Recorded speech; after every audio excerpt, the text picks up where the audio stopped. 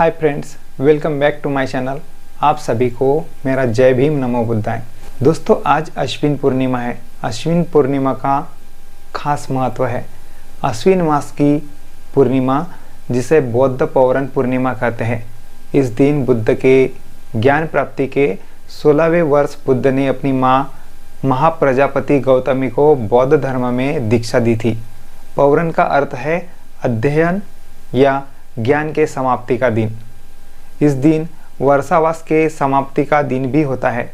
इस दिन बौद्ध भिक्षुओं को चिवरदान, भोजन दान और उपहार दिए जाते हैं। बौद्ध विहारों को सजाया जाता है।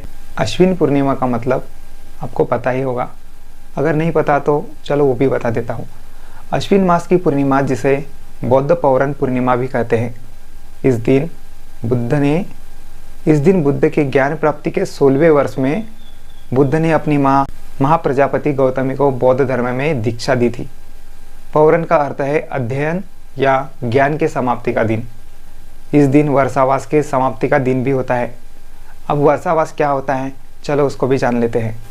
दोस्तों, तथागत बुद्ध ने मनुष्य के कल्याण के लिए तथा मनुष्य के जीवन को सुखी बनाने के लिए अपने भिक्षु संघ को धम्म का प्रचार प्रसार करने का निर्देश इस प्रकार दिया था। चरत भिक्खवे चारिकम बहुजन हिताय बहुजन सुखाय जन करुणा अत्थाय हिताय देव मनुष्यानम देशेत भिक्खवे धम्मम आदि कल्याणम मज्ज कल्याणम परियो संकल्याण सत्थन सव्यजनम ब्रह्मचर्य पाकसेत। इसका अर्थ है भिक्षुओं बहुजनों के कल्याण के लिए, लोगों की खुशी के लिए, लोगों के प्रति दया के लिए, मनुष्य के प्रति उदार होकर आपको धम्म का प्रचार करने के लिए प्रवृत्त होना चाहिए। धम्म पद का प्रचार करें। प्रारंभ में कल्याण पद, मध्य में कल्याण पद और अंत में कल्याण पद। दोस्तों, इस तथागत बुद्ध के आदेश के अनुसार भिक्षु संघ धम्म का प्रचार करने के लिए सभी मौसमों में चारों दिशाओं में चलता था। इन 3 ऋतुओं के दौरान उन्होंने कई कठिनाइयों का सामना किया, प्राकृतिक आपदाओं का सामना किया और विपरीत परिस्थितियों में भी धम्म का प्रचार किया। उस समय बहुत बारिश होती थी। बारिश के कारण भिक्षु संघ के लिए पैदल चलना असंभव हो गया। बरसात के मौसम में भिक्षु भिक्षा के लिए नहीं जा सकते थे, इसलिए वे भूखे मर जाते थे। एक स्थान से दूसरे स्थान पर जाते समय कई भिक्षु नदियों की बाढ़ में बह गए और कई भिक्षुओं की जान चली गई। वर्षा ऋतु में भिक्षु संघ को अनेक बीमारियों का सामना करना पड़ता था। जब तथागत बुद्ध को इस बारे में पता चला तो इन सबको ध्यान में रखते हुए तथागत बुद्ध ने भिक्षु संघ को आषाढ़ पूर्णिमा से अश्विन पूर्णिमा तक की अवधि के दौरान विहार में ही एक स्थान पर रहने और आसपास के क्षेत्र में उपासकों को धम्म का ज्ञान प्रदान करने का निर्देश दिया। आषाढ़ पूर्णिमा से अश्विन पूर्णिमा तक का समय वर्षावास के रूप में प्रारंभ हुआ। वर्षावास का अर्थ है वर्षा ऋतु में निवास। श्रद्धालु उपासक उपासिका वर्षा ऋतु में विहार में जाकर धम्म श्रवण करते थे। भिक्षुओं को विहार में श्रद्धापूर्वक भोजन कराया करते थे। ईसा पूर्व का अर्थ है तथागत बुद्ध के समय से वर्ष प्रारंभ हो रहा है। तथागत बुद्ध ने अपना पहला वर्ष 527 ईसा पूर्व ऋषिपतन सारनाथ में बिताया और अपना अंतिम 45वां वर्ष 483 ईसा पूर्व में बिताया। उन्होंने स्वयं श्रावस्ती, जेतवन, वैशाली, राजगृह आदि विहारों में निवास किया। इस प्रकार तथागत बुद्ध ने सद्धम्म का प्रचार किया और मनुष्य को धम्मपथ के मार्ग पर चलाया। वर्षावास का संबंध भगवान गौतम बुद्ध के जीवन की कई यादगार घटनाओं से जुड़ा है। वर्षावास आषाढ़ पूर्णिमा को शुरू होता है और अश्विन पूर्णिमा पर समाप्त होता है। बौद्ध धर्म में बारिश का विशेष महत्व है। दोस्तों, सभी बौद्ध उपासकों इस 4 महीने की अवधि के दौरान अपने घरों में प्रतिदिन प्रार्थना करनी चाहिए।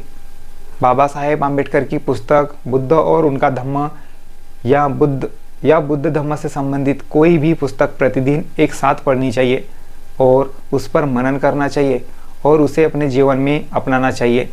धम्म सुनने और धम्म पथ का अनुसरण करने के लिए नियमित रूप से पास के बुद्ध विहार में जाना चाहिए। धम्मदान देना चाहिए।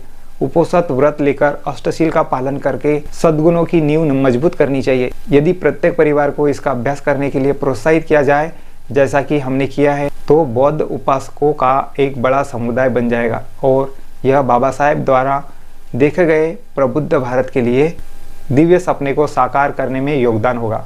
दोस्तों, यह वर्षावास थाईलैंड, म्यांमार, श्रीलंका, कंबोडिया और बांग्लादेश जैसे सभी बौद्ध राष्ट्र इसका पालन करते हैं। दोस्तों, वर्षावास के समय बौद्ध धर्म के उपासक और उपासिकाओं को भी अष्टांगिक मार्ग का पालन करने की कोशिश करनी चाहिए और साथ ही पंचशील के नियम का कड़ाई से पालन करना चाहिए, जैसे झूठ न बोलना, नशा न करना, हिंसा न करना, चोरी न करना, व्यभिचार न करना। इसके अलावा रोज बुद्ध वंदना लेना, बौद्ध भिक्षु को भोजन का दान, अन्य दान करने से पुण्य की प्राप्ति होती है और वर्षावास के समय उपोषद धारण कर दिन में बौद्ध भिक्षु के समान केवल एक बार भोजन करना आदि महत्वपूर्ण है। तो दोस्तों, आप वर्षावास का महत्व समझ ही गए होंगे। इस वर्षावास के दौरान बौद्ध भिक्षु सिर्फ विहारों में ही रहते हैं।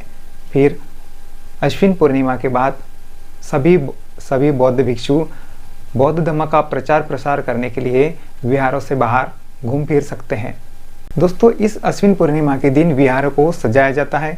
सभी उपासक उपासिकाएं सफ़ेद वस्त्र पहनकर विहारों में आते हैं और बौद्ध भिक्षु के समक्ष बुद्ध वंदना, पंचशील, अष्टशील का पालन कर इस पर्व को मनाते हैं। दोस्तों, वर्षावास, जिसे पाली भाषा में वस्सावास कहा जाता है, वर्षावास का अभिप्राय किसी एक स्थान पर वास करना या निवास करना होता है। दोस्तों, बौद्ध परंपरा में आषाढ़ मास की पूर्णमासी से वर्षावास प्रारंभ होता है और अश्विन मास की पूर्णमासी को समाप्त होता है। यह वर्षावास 4 माह का होता है, इसलिए इसे चातुर्मास भी कहते हैं।